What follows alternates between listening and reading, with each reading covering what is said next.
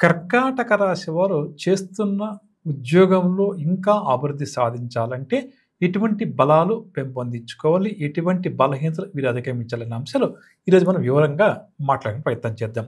ప్రధానంగా కూడా ఈ కర్కాటక రాశి ఉద్యోగస్తులు ఎందుకు ఉద్యోగ జీవితంలో అనుకున్నంత అభివృద్ధిని సాధించలేకపోతారు అన్న విషయానికొస్తే, వీరికి ముఖ్యంగా చెప్పాలంటే క్రింది స్థాయి ఉద్యోగుల యొక్క సహకారం జీవితాంతం పెద్దగా ఉండదండి. అంటే ఒక మేనేజర్ పోస్ట్‌లో ఉన్నప్పుడు మనకు కింది స్థాయి అంతా సహకరించాలి కదా!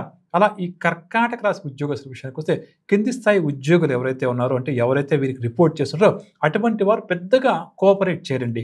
దీనివల్ల ఏమైపోతుందంటే ఉద్యోగ జీవితంలో చికాకులు ఎక్కువైపోతుంటాయి.